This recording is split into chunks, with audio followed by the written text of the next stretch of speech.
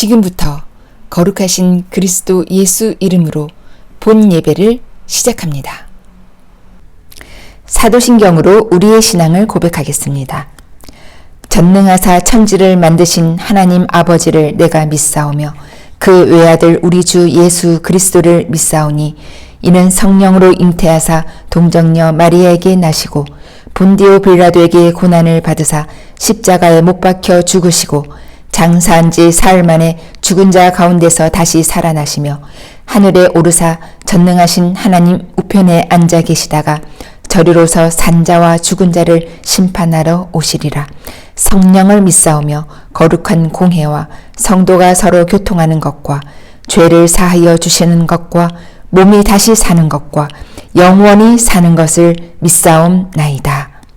아멘. 영광송 함께 부르시겠습니다.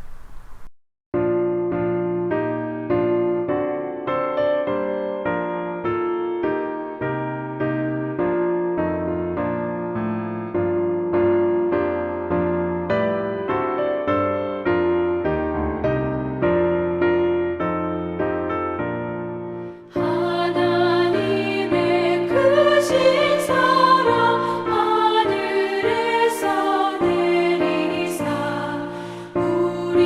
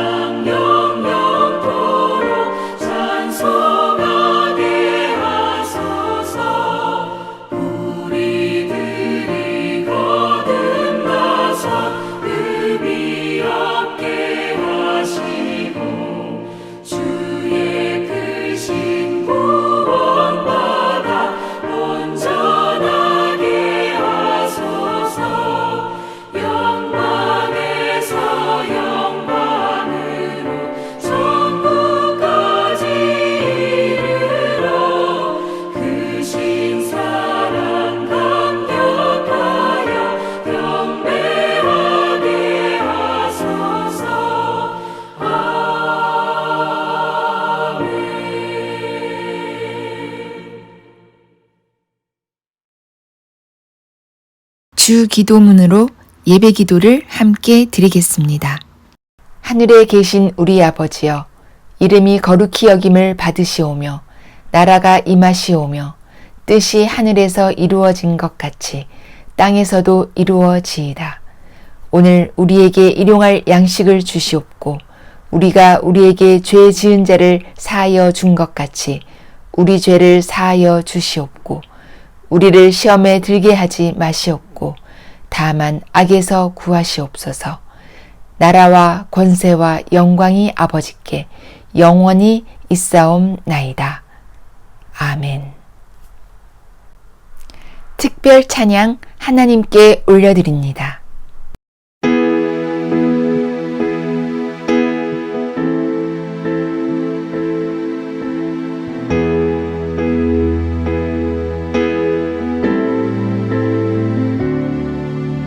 나의 가는 길 주님 인도하시네. 그는 보이지 않아도 날 위해 일하시네. 주 나의 인도자 항상 함께 하시네. 사랑과 힘 베푸시며 인도하시네.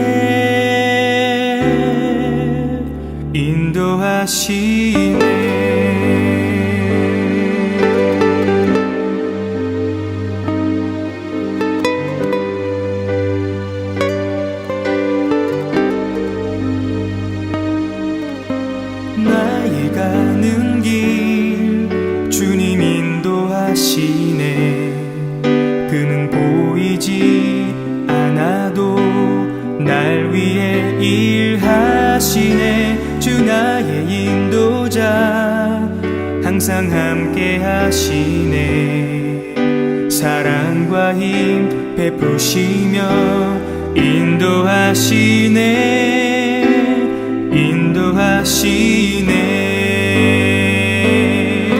광야의 길을 만드시고 날 인도해.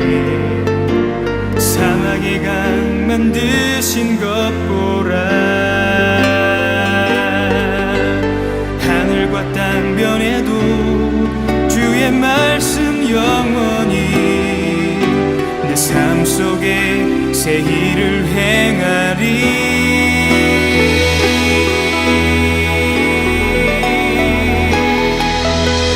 나의 가는 길 주님 인도하시네. 그는 보이지 않아도 날 위해 일하시네. 주 나의 인도자 항상 함께 하시네. 사랑과 힘 베푸시며 인도하시네.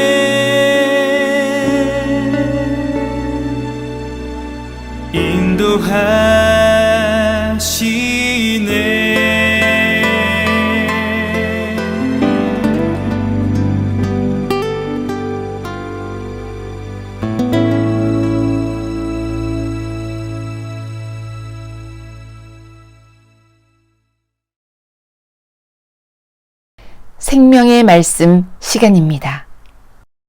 그 야고보의 기로, 우리 사내원의 기로라는 주제로 제가 전 편에 이어서 오늘 편으로 마감을 하려고 했습니다만은 이 성경을 보니까 시간 관계상 두 번으로 다 말씀드릴 수가 없을 것 같았습니다. 그래서 세 편으로 나누어서 말씀을 드리게 되겠습니다. 지난번 제1편은 야고보의 가족이 라반의 고비를 넘는 그런 내용이었습니다. 라반 고비, 외삼촌 친척의 고비였습니다. 그리고 오늘은 그 두 번째로 에서 고비, 형의 고비를 또 넘어야 되는 에서 고비를 말씀을 드리고, 그리고 세 번째 마지막으로 세겜 고비를 넘김으로써 베델에 이르러 엘베델 하게 된 그런 내용으로 말씀을 드리겠습니다. 해서 성경 본문도 좀 차이가 있게 됨을 이해해 주시기를 바랍니다. 창세기 33장 주보의 구절과 좀 다르게 8절서부터 11절까지 봉독하고 오늘 두 번째 에서고비를 말씀드릴까 합니다. 창세기 33장 8절에서부터 봉독하겠습니다. 11절까지 봉독하겠습니다. 에서가 또 가로되 나의 만난 바 이 모든 때는 무슨 까닭이냐? 야곱이 가로되 내 주께 은혜를 입으려 함이니이다. 에서가 가로되 내 동생아 내게 있는 것이 족하니 네 소유는 내게 두라. 야곱이 가로되 그렇지 아니하니이다. 형님께 은혜를 얻었사오면 청컨대 내 손에서 이 예물을 받으소서. 내가 형님의 얼굴을 배운즉 하나님의 얼굴을 본 것 같사오며 형님도 나를 기뻐하심이니이다. 하나님이 내게 은혜를 베푸셨고 나의 소유도 족하오니 청컨대 내가 형님께 드리는 이 예물을 받으소서 하고 그에게 강권함에 받으니라. 아멘.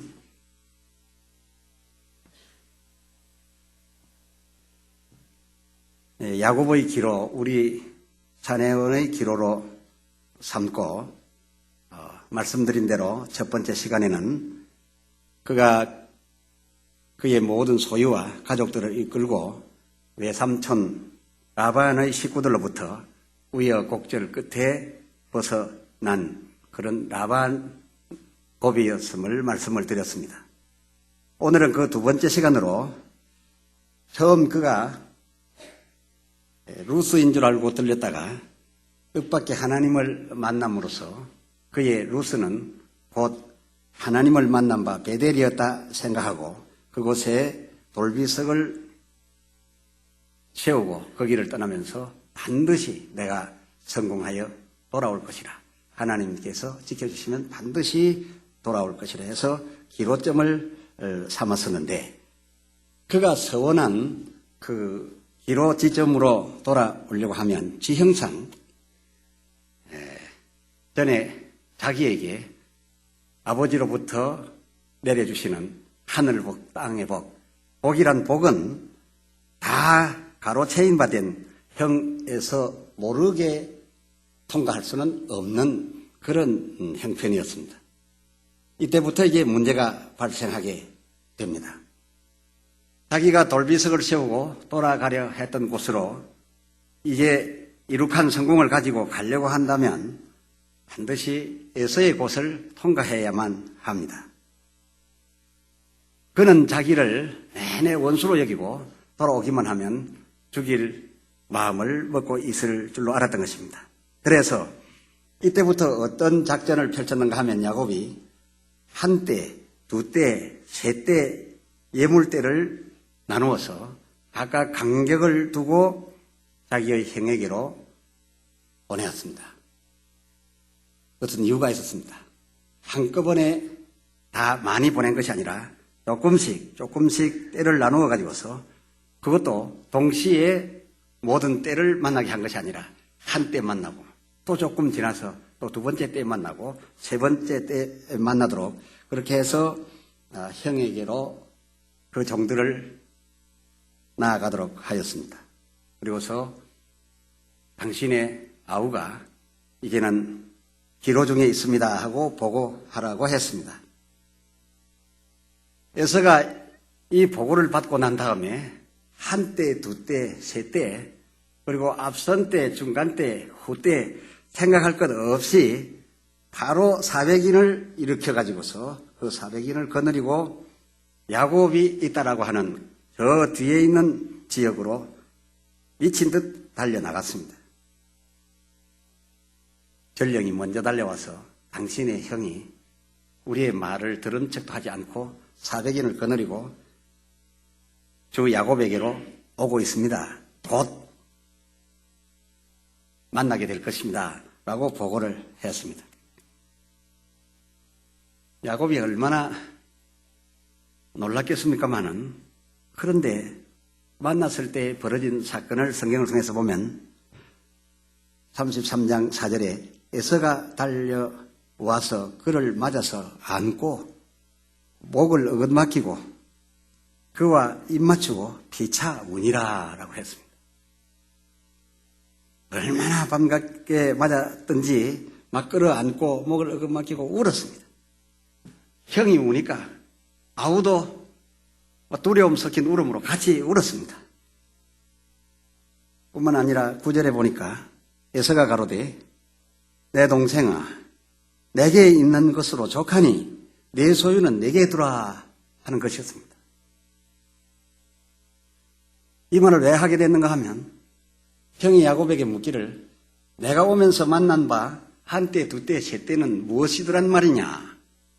예, 내가 주 형께 은혜를 입기 위해서 예물로 준비해 드린 것이오니 다 형의 것입니다 라고 형에게 말씀을 드렸고, 이에 형이 말하기를 내 것은 다 내게 두라. 내게 있는 것이 족하니 내 소유로 나는 살기에 충분하다. 그러므로 내 소유는 내게 두라 하는 것이었습니다.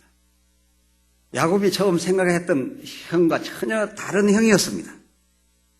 이에 야곱이 그 유명한 말을 남겼으니 10절 하반절에 내가 형님의 얼굴을 배운즉 하나님의 얼굴을 본 것 같사옵니다 라고 표현하게 됐습니다. 내가 형님의 얼굴을 배운즉 하나님 얼굴을 뵌 것 같습니다 라고 말했으니 이 말이 과연 무슨 뜻의 말이겠습니까? 여러분 어떻게 생각하십니까? 혹 형님이 하나님처럼 잘생겼습니다 막 그런 말이겠습니까? 또 아니면은 형님의 얼굴이 하나님 얼굴처럼 품위가 있고 거리가 있습니다 그런 뜻이겠습니까? 아니면은 형님의 얼굴을 내가 배우니 하나님의 얼굴이 존경스럽듯이 형님도 존경스럽습니다. 그래서 내가 형님의 얼굴을 배우니 하나님의 얼굴을 배웠던 것 같습니다 라고 말했겠는가? 그렇게 생각하실 수도 있겠지만은 그런 것 같지는 않습니다. 그들이 알고 있는 하나님에 대한 지식을 기초해서 본다면은 그런 해석은 할 수가 없습니다. 그 진정한 내용인즉 이런 뜻이 되겠습니다. 이게 꿈인가 생시인가? 내가 어찌 형을 만났는데 지금 이렇게 살아서 형님의 얼굴을 보게 되었단 말입니까? 그런 뜻으로 말한 겁니다. 어떻게 제가 이런 해석을 먼저 여러분께 드리는지 궁금하지 않으십니까? 설명을 드려보겠습니다. 특히 기도하시는 가운데 하나님 얼굴을 한번 배웠으면 좋겠다 해서 하나님이 계신지 안 계신지 한번 보여주시옵소서 기도하시는 분들은 잘 들어두시길 바랍니다. 굉장히 중요합니다. 잘 들으시면은 생존에 크게 유익함이 있을 겁니다. 하나님께서 호렙산 모세들을 엎드리게 하시고서 출애굽기 33장 20절에 보니까 가로되 네가 내 얼굴을 보지 못하리니 나를 보고는 살 자가 없습니다 그랬습니다. 하나님의 얼굴을 이 땅에 육신 가진 인간이 직접 보고는 살 자가 없습니다. 그 영광 앞에서 견딜 자가 없습니다. 그리고 또 같은 출애굽기 32장 3절에는 모세의 기도를 들으시고 그 백성을 죄 가운데서 살려주려 뜻을 정하신 하나님께서 그럼 너희로 젖과 꿀이 흐르는 땅에 이르게 하려니와 나는 너희와 함께 올라가지 아니하리니 너희는 목이 곧은 백성인즉 내가 중노에서 너희를 대하면 너희를 진멸할까 함이니라 그랬어요. 이 말씀을 들은 이스라엘 백성들이 출애굽기 32장 34절에 우리가 하나님으로부터 이 황송한 말씀을 들었나이다 라고 했습니다. 하나님이 그 얼굴을 이스라엘 백성에게 드러내지 아니하시겠다라고 하신 말씀을 듣고 그리고 너희 갈 때 동행하지 아니하고 떨어져 뒤에서 가겠다 하신 말씀의 뜻이 순식간에 이스라엘 백성을 진멸시키지 아니하시려는 이유인 것으로 깨닫고 참으로 얼굴을 보여주시지 않겠다는 이 말씀에 황송해 했습니다. 이것은 망고의 진리입니다.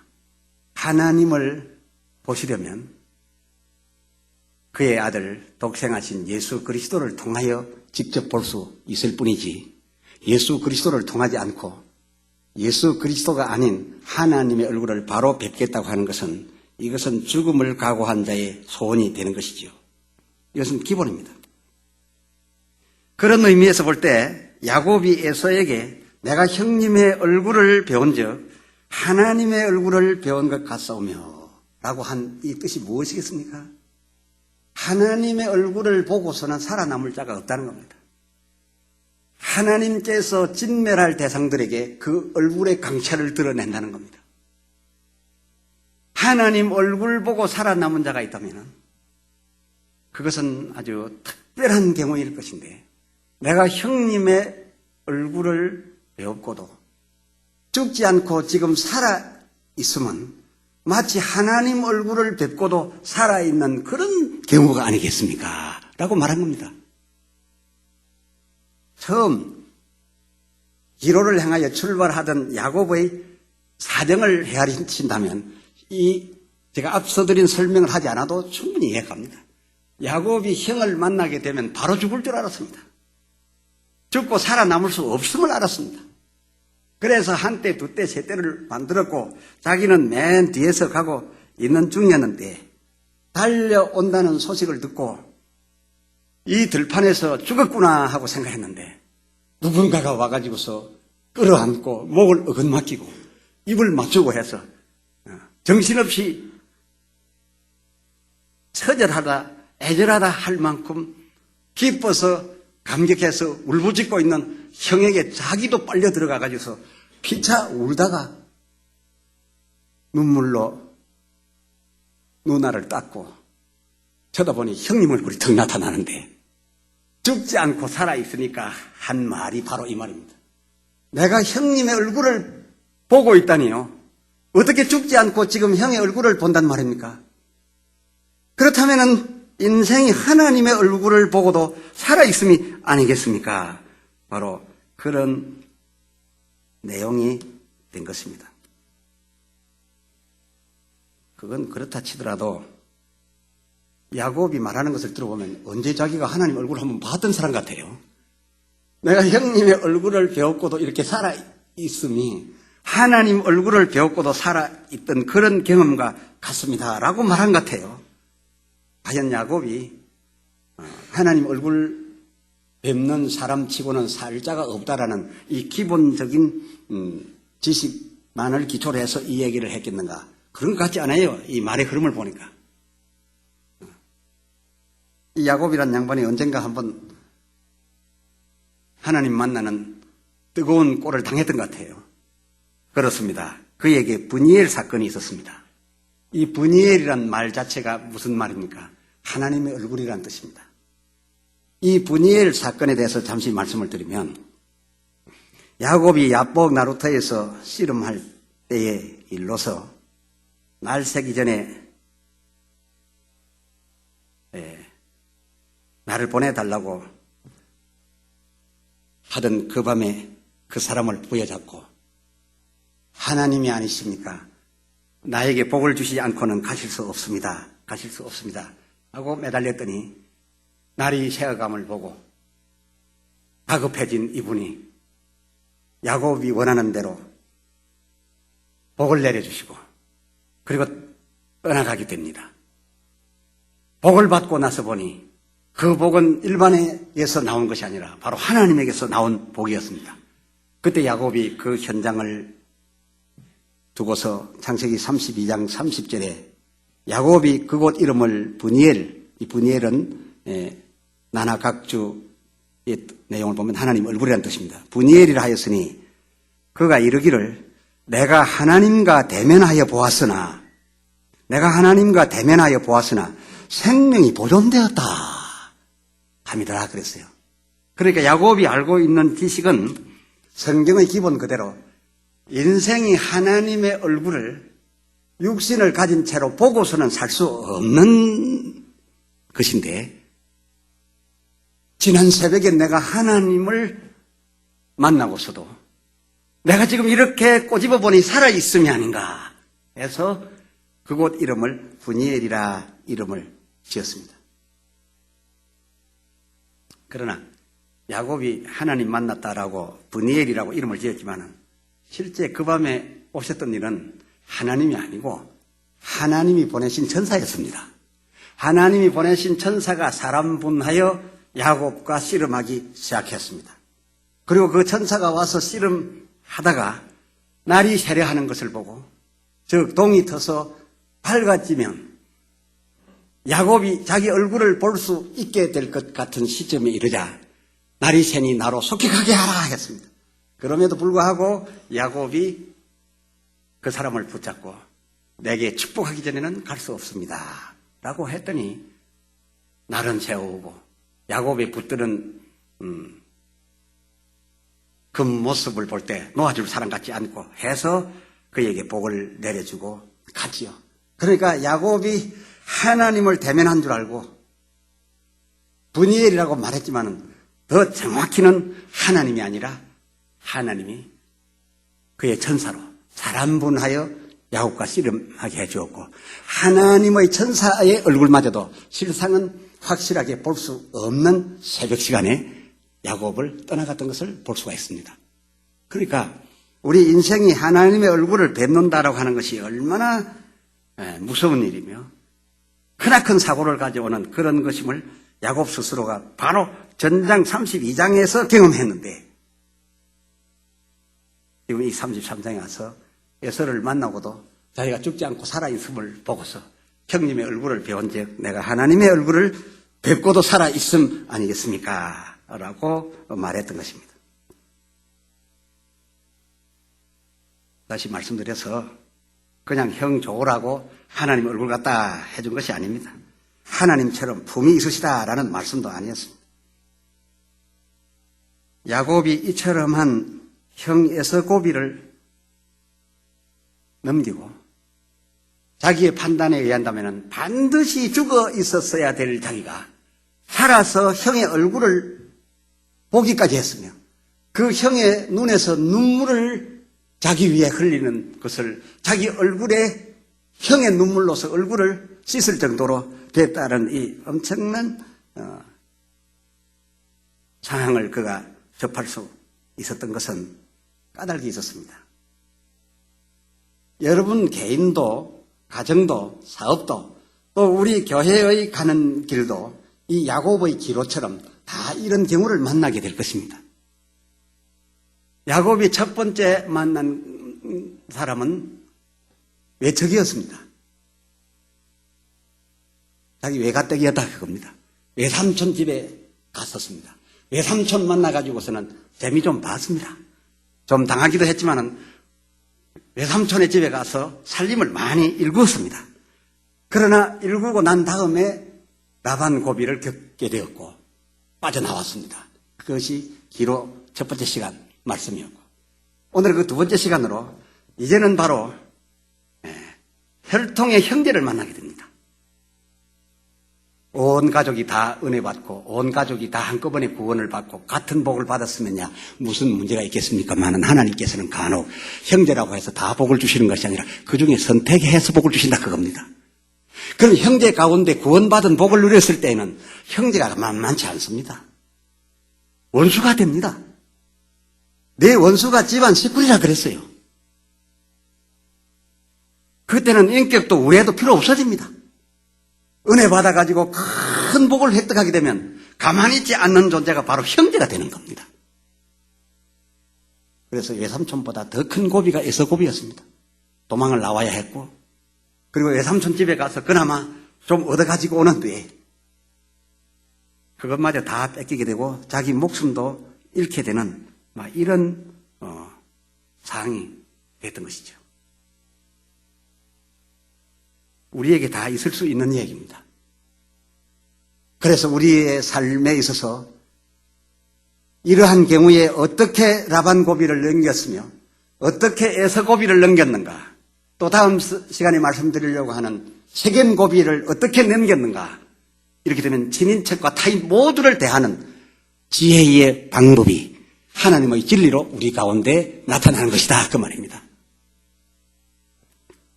그러면 이 두 번째 고비를 넘긴 에서 고비를 넘긴 그의 작전을 한번 말씀드려 보겠습니다. 에서는 어찌 보면 훌륭한 인격자였습니다. 야곱에 비해서 훨씬 성격도 좋았고 그 아버지도 에서를 더 좋아했습니다. 그러나 에서는 단순했습니다. 불뚝성질이 강했습니다. 불뚝성질이 강하고 단순하게 결정 잘하는 사람은 또 단순하게 잘 변합니다. 아마 그것을 잘 이용했던 것 같습니다. 이 야곱에게는 없는 이런 성격을 이용한 것 같은데, 성경을 한번 읽겠습니다. 창세기 32장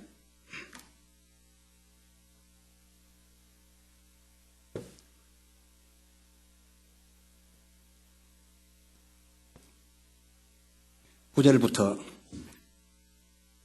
12절까지 읽어보겠습니다. 야곱이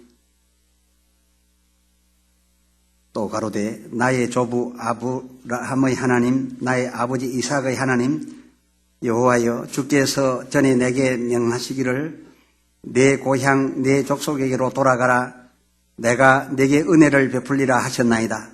나는 주께서 주의 종에게 베푸신 모든 은총과 모든 진리를 조금이라도 감당할 수 없사오나 내가 내 지팡이만 가지고 이 요단을 건넜더니 지금은 2때나 이루었나이다. 내가 주께 간구하오니 내 형의 손에서 에서의 손에서 나를 건져내시옵소서. 내가 그를 두려워하오면 그가 와서 나와 내 처자들을 칠까 겁냄이니이다. 주께서 말씀하시기를 내가 정녕 내게 은혜를 베풀어 내 씨로 바다에 셀 수 없는 모래와 같이 많게 하리라 하셨나이다 하면서 그가 첫 번째 그 두려움 앞에서 했던 것은 하나님 앞에 간구했던 것입니다.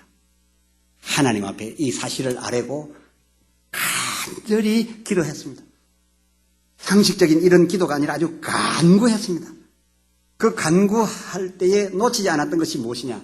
하나님께서 전에 저의 길에 만나 주셔서 너희 돌아와 이 표식한 곳에서 내게 예배를 드릴 때까지, 제사를 드릴 때까지 지켜주신다라고 하지 아니하셨더이까?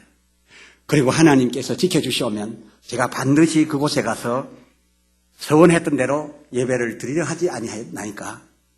제가 가는 도중에 형이 있사오나 돌비석 세운 그곳으로 가서 하나님 앞에 제사 드리려고 이 큰 2대를 이끌고 출발하여 사오니 하나님 그곳에서 예배를 받으셔야 하지 않습니까? 그리고 하나님께서 지켜주신다 하지 않았습니까? 그리고 내 후손이 바다의 모래알같이 되게 해주신다 아니하였나이까?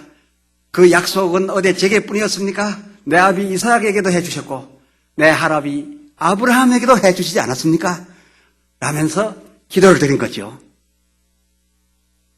이런 기도 앞에서는 하나님이 귀를 기울이시지 아니할 수가 없어요. 하나님이 약속했다지요. 그리고 아버지 할아버지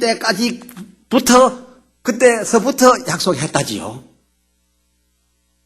그리고 자기도 서원했던 대로 그곳에 예배를 드리기 위해서 이 큰 떼를 이끌고 위험을 무릅쓰고 에서의 고를 통과하고 있다지요. 인생도 하나님 앞에 서원을 지켜드리기 위해서 지금 목숨을 걸고 간다는데 하나님께서 하셨던 말씀 기억합니다라고 하는데 그 기억하는 믿음 앞에 어찌 응답을 않겠습니까? 이 기도를 먼저 드린 거죠. 그리고 기도를 드리면서 한 말이 형의 손에서 건져주소서. 형이 누구냐 할까 봐서 그랬는지 또 그 다음에 에서의 손에서 건져주소서. 제가 겁냄이니이다. 두렵고 떨리는 마음으로 하나님 앞에 간구했습니다. 기도를 한 다음 그 다음 32절, 13절부터 작전을 펴기 시작하는데 뇌물성 예물 세례를 퍼붓습니다. 13절 야곱이 거기서 경야하고 그 소유 중에서 형 에서를 위하여 예물을 택하니 암염소가 200이요 수염소가 20이요 암양이 200이요 수양이 20이요 전나는 약대 30과 그 새끼요 암소가 40이요 황소가 10이요 암나기가 20이요 그 새끼 나기가 10이라. 막 골고루 섞어서 모듬으로 해서 지금 에서에게 선물을 합니다. 선물을 하는데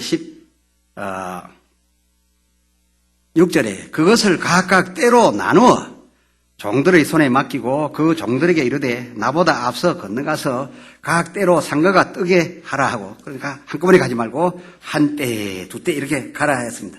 그가 또 앞선 자에게 부탁하여 가로되 내 형 에서가 너를 만나 묻기를 네가 네 사람이며 어디로 가느냐 내 앞에 것은 네 것이냐 하거든 대답하기를 주의 종 야곱의 것이요 자기 주 에서에게로 보내는 예물이오며 야곱도 우리 뒤에 있나이다 하라 하고 그 둘째와 셋째와 각 때를 따라가는 자에게 부탁하여 가로되 너희도 에서를 만나거든 곧 이같이 그에게 구하고 또 너희는 말하기를 주의 종 야곱이 우리 뒤에 있다 하라 하니 이는 야곱의 생각이 내가 내 앞에 보내는 예물로 형의 감정을 푼 후에 대면하면 형이 혹시 나를 받으리라 함이었더라.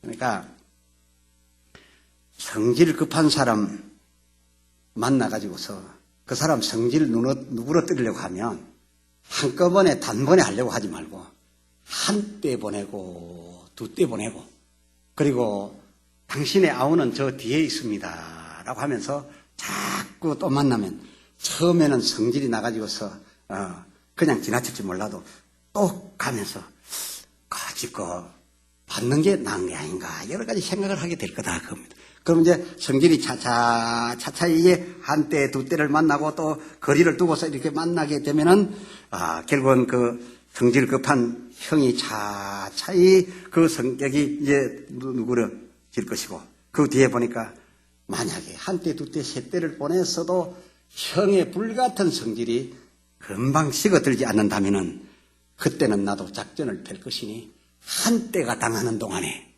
두 때, 세 때를 거꾸로 되돌려가지고 튄다. 그런 내용입니다, 이게. 이게 이제 야곱의 작전입니다. 형이 도무지 지금 수십 년이 흐르는 동안에 전에 내게 당했던 그 억울한 감정을 그대로 품고 있고 오히려 더 이를 갈아서 그 성격이 더 독하여졌다면 별 수 없다 여겨진다면 내가 보낸 첫째 때가 무너지고 둘째 때가 무너진다면 그 다음에 내가 뒤에 있는 이것들을 이끌고 도망을 갈 것이다. 그러면 일부는 잃지만은 대부분은 살릴 수 있지 않냐. 그렇게 생각했던 겁니다. 이게 야곱의 작전입니다. 이 야곱의 작전이 먹혀들 형편이죠. 이 성질이 다급한 사람은 급할 때 확 올라갔지. 사실상 이 에서는 이 수십 년 동안 야곱이 형을 생각하고 있는 것처럼 생각했던 것이 아니라 에서는 어쩌면 동생이 온다니까 앞에 보내는 한 때, 두 때, 세 때 예물 같은 거는 관심도 없었던 것 같아요. 동생 만나겠다 하고 뛰어가는 형편이었습니다. 가서 저 펠라고 달려갔는지 우선 반가워서 달려갔는지 몰라도 역시 에서다운 성격이 아니었나 싶은데 그런데 하나님께서 그렇게 한 야곱에게 그날 밤에 하나님이 야곱의 기도를 들으시고 약속했던 대로 역사를 하시려고 해보니까 야곱의 그 작전만 가지고서는 안 될 것 같았어요. 그래서 하나님께서 천사를 보내야 밤새도록 씨름하게 했는데 이 야곱도 에서처럼 사냥은 잘 못하지만은 허리가 유연했는지 어쨌는지 밤새도록 천사와 씨름을 해도 그저 겨루고 있다 그겁니다. 날이 새려고 하는데 놓아주지 아니하니까 그저 천사가 큰 힘을 발휘했어요. 탁 쳤어요. 그러니까 그냥 배트에 위골이 났어요. 갑자기 위골이 났으니까 그냥 엎어져서 아이고 내 빼야 꼼짝 못하겠네. 막 벌벌벌벌 기면서 일어났는데 전부터 좋은 지팡이나 들고 다니시면 무슨 등산용 지팡이를 하겠습니다만 갑자기 허리가 부서져 가지고서 막 짝대기 하나 주워가지고서 겨우 일어나게 됐대. 겨우 일어나게 됐는데, 그러면서 그 천사가 하나님의 말씀으로 축복을 하고 가는데 보니까 정말 자기를 위하고 있다는 것을 알았다 겁니다. 그렇다면 나의 허리를 이 부지러뜨린 것도, 나의 이 한도뼈를 위골시켜서 순식간에 절름발이를 만드는 것도 다 이유가 있다고 생각했던 겁니다. 바로 이것을 활용해야 되겠다 해서 야곱이 이 악조건을 얼마나 잘 활용을 했는지 모릅니다.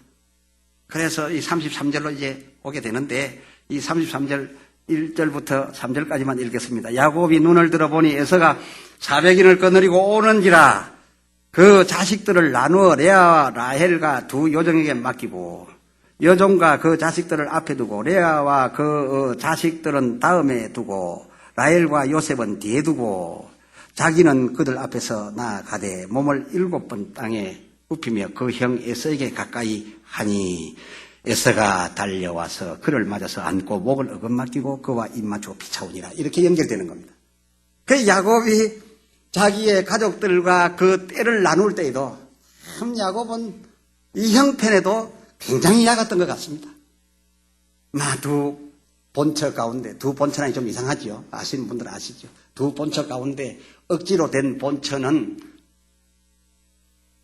에서 가까운 앞에다가 세우고 자기 사랑하는 라헬은 뒤에 세우고, 그리고 이제 자기가 이제 나아가서 7번 절을 하게 되는데, 여차히 도망갈 때는 라헬 팀을 끌고 가겠다 그거지요.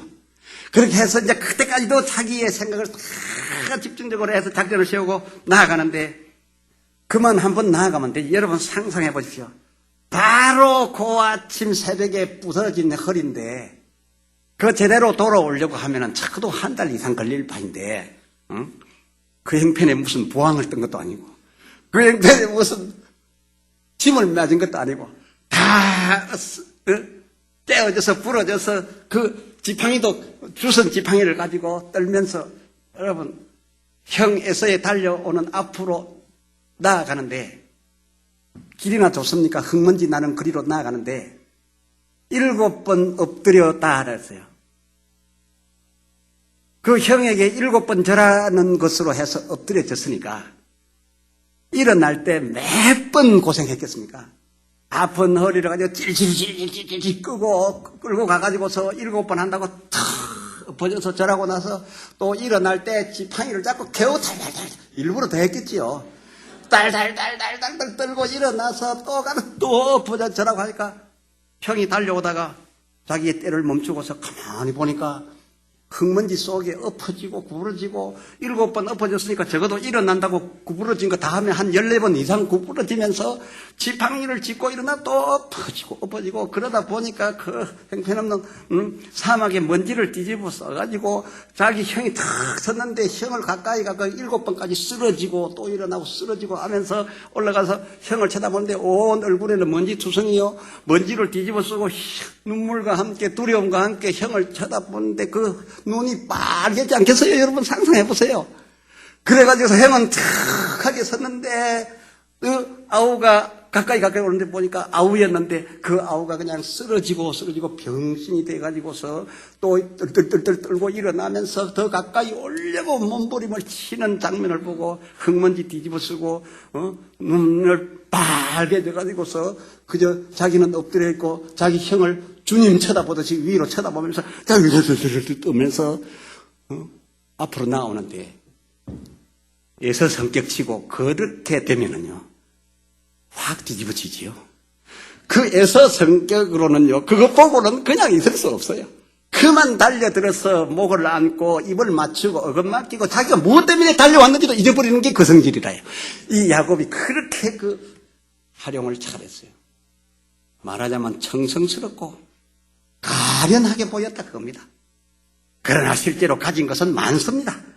가진 것이 참 많지만은 자기와 영적으로 맞지 아니하고 자기도 받고 싶어 했던 영적 축복을 다 뺏은 나로서 그 형의 곳을 통과해서 하나님 앞에 서원한 장소에 가서 예배 드리려고 통과하려고 하다 보니까 나가서 이렇게 버렸습니다. 보통 우리 그렇죠. 설이나 추석이나 온 집안 형제들 흩어져 있다가 모이게 되면은 서울서 온 형제, 광주에서 온 형제, 대전에서 온 형제, 부산에서 온 형제 전부 모이면은 서로 부부들끼리 잘 사는 것처럼 하려고. 차도 더 좋은 차 타고 가고, 옷도 입고, 그리고 그때 가서 확 돈도 잘 내지요. 집에는 별로 없으면서도. 다 잘난 척 하려고 하니까 야곱이 참 수십 년 만에 자기 형이라 하지만은 사실은 뭐 야곱이 막내 동생이 아니에요. 같이 나온 쌍둥이 아닙니까? 같이 나온 쌍둥이 형편에 이렇게 처절해가지고서 내 주에서 형이요 이러고 있자니 참 싫어서 애가 위골되었더라도 자기 부인들이나 종들 오래 해서 좀 다 옆에 끼고 이래 아닌 것처럼 이래 나가는 것이 당연한데 하나님과 야곱의 작전은 그 반대였다고 합니다. 매우 가련하고 매우 불쌍한 모습으로 해서 그에게 나아갔더니 성질이 급한 이 급한 사람은 단순한 이 성격은 사실 좋은 성격이에요. 오래 붙고 가지 않아요. 이 단순한 좋은 성격을 가졌던 에서가요. 그냥 먼저 우네요. 먼저 울어. 이렇게 해가지고서 그 다음에는요. 네가 내게 예물로 주려고 했던 것을 아니 받을 뿐만 아니라 내가 네 가고자 하는 곳에 인도해 주리라 합니다. 그 정도로 그 사람을 변화시켜서 야곱이 그 현장을 벗어나 베델에 이르게 되고 그리고 하나님이 임하심으로 엘베델 전을 이루게 되는데 야곱의 이 에서 고비를 넘겨 그 다음 고비를 어떻게 해결을 했으며 그 다음에 원하던 바 베델에 이르게 되어 하나님께서 내리시는 그 엄청난 복을 그 자녀에게서 이루어 가기를 시작했는지는 다음 주 마지막 편으로 야곱의 기로 우리 사내원의 기로로 말씀을 드리고 우리가 이 성경과 얼마나 가까우며 또 앞으로 남은 때에 어떻게 하면 이 야곱의 성공처럼 우리가 성공하여 야곱이 받은 그 복을 우리의 후손들이 받게 될 것인가 하는 것을 성경을 통해서 알게 될 줄로 믿어집니다. 찬송합시다. 429장 찬송하겠습니다.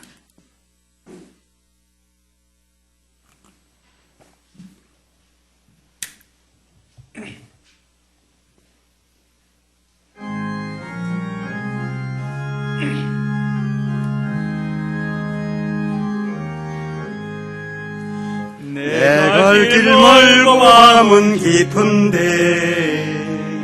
빛 대신 주 저 본향 집을 향해 가는 길 비추소서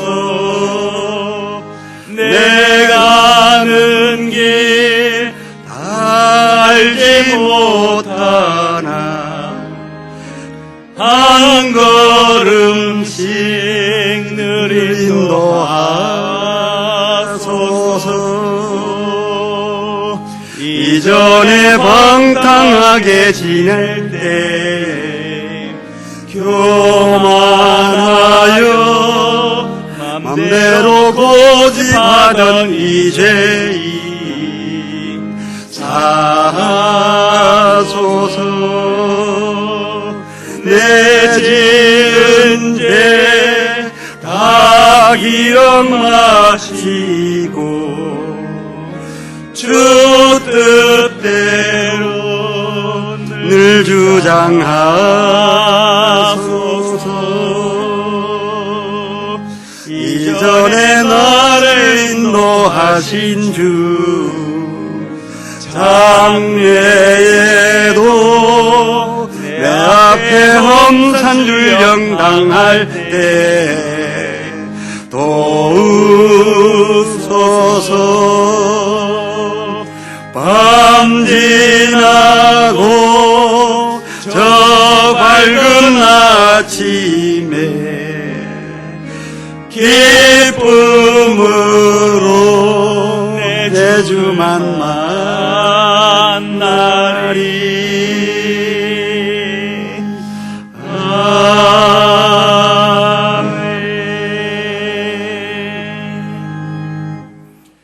뒤에 기회 있으면 말씀드리겠거니와 야곱과 에서 두 사람을 각각 인간적인 입장에서 볼 때, 또 인격적인 입장에서 볼 때, 인간미스러운 입장에서 볼 때는 그 아버지가 선택했던 것처럼 야곱보다 에서가 훨씬 훌륭했습니다. 그리고 야곱은 평범하지도 못하고 아주 약았습니다. 뱃속에서부터 어떤 인자를 받았음인지 나올 때부터 형의 발목을 부여잡고 고생을 시킨 그런 자였고 평생에 그런 생각에서 벗어나지 못했습니다. 그래서 성경을 통해서 누군가 이런 질문을 했습니다. 어떻게 야곱 같은 이를 하나님께서 택하셨나이까? 훨씬 훌륭한 에서가 있거늘 어찌 야곱을 택하셨나이까? 라고 했을 때 하나님께서 뭐라 말씀하셨는지 아십니까?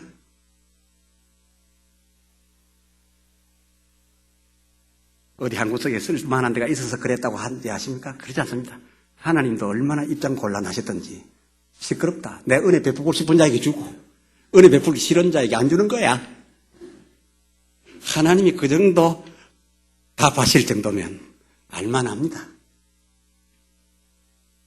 에서같이 인격적이기를 바라지만은 그러나 그를 이겨 성공한 것은 하나님이 붙들어 주신 그 손길이었습니다. 하나님께 붙들림 받고 하나님의 도움 속에서 어떤 어려운 장래의 고비도 능히 이기고 성공의 현장에 이르게 되기를 다시 한번 주의 이름으로 축원합니다. 기도합시다.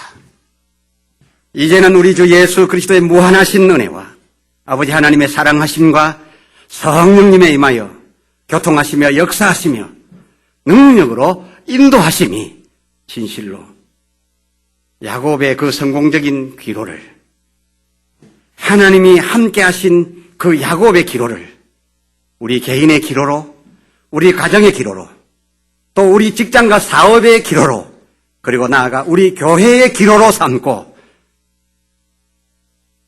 야곱의 성공함 같이 하나님으로 그 기로에서 성공하여 현장 이르러 하나님 앞에 영광 돌리고자 하는 이 교회의회와 온 성도의회에 이제로부터 영원까지 순간마다 함께 하실지어다.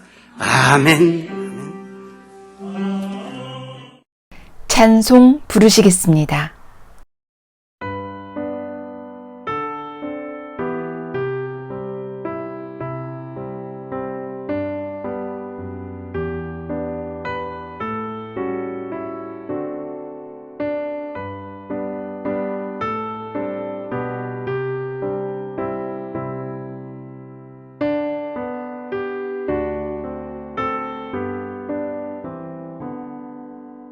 내 주